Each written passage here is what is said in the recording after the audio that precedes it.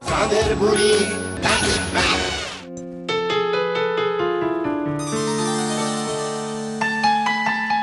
হলো রায়চরণ। ও যখন প্রথম এ বাড়িতে চাকরি করতে আসে তখন তার বয়স 12 বছর। বাবুদের 1 বছরের ছেলে অনুকূলের দেখাশোনা করা, তার সাথে খেলা করাই ছিল তার একমাত্র কাজ। তারপর দিন যায়, সময় বদলায়। 1 বছরের অনুকূল রায়চরণের কোল ছেড়ে স্কুলে যায়। তারপর ধীরে ধীরে স্কুল গণ্ডি পার করে কলেজ, অবশেষে মুন্সিফিতে প্রবেশ করল।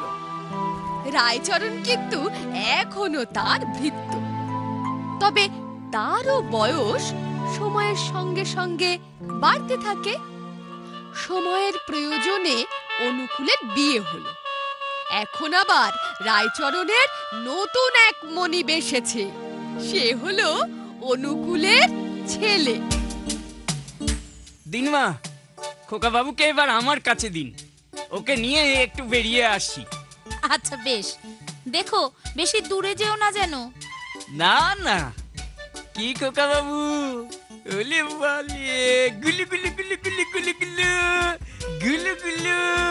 সত্যি তুমি যে ওর সাথে কি ভাষায় কথা বলো তা কেবল তুমিই জানো। তাই তো খোকা বাবু আমাকে দেখলেই এমন করে, তাই না খোকা বাবু? বলো বলো তো, চরণ চরণ। তুমি গাড়িতে বসে থাকো, আমি শর্ট করে ফুল তুলে আনছি।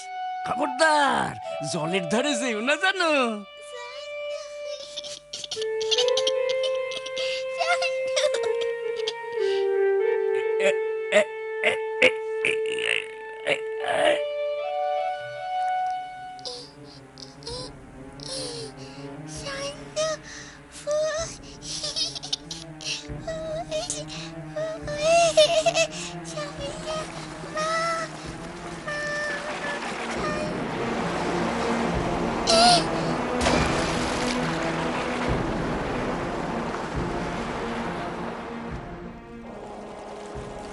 এই দেখো খোকা বাবু,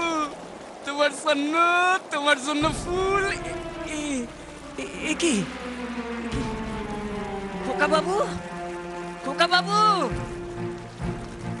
খোকা বাবু, কোথায় গেল আমার খোকা? আমি তো তাকে এখানেই বসিয়ে রেখে গেলাম। তবে কি খোকা বাবু? না না না না, হতে পারে না। আমার ছেলে আমাকে ফিরিয়ে দে। তুই কত টাকা চাস আমায় বল। টাকা না,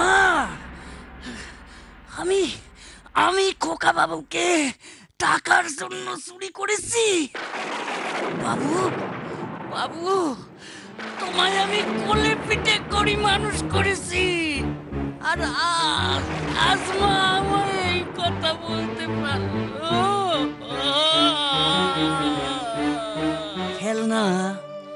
ফেলনা যে আমার খোকা বাবু, ভগবানের লীলা। খোকা বাবুই তো সল করি আমার ঘরে এসেছে, আমি কালী বাবুর কাছে যাব। জয় হোক মা, জয় হোক। কে রে, কে? রাইচরণ, তোমাদের খোকা বাবুকে আমি চুরি করেছিলাম। পদ্মাও নয়, আর কেউ নয়। রায়চরণ, এ কি বলছিস তুই? কোথায় আমার খোকা? আমার খোকা কই? আমার খোকা! এই নাও মা, এই নাও তোমার খোকা।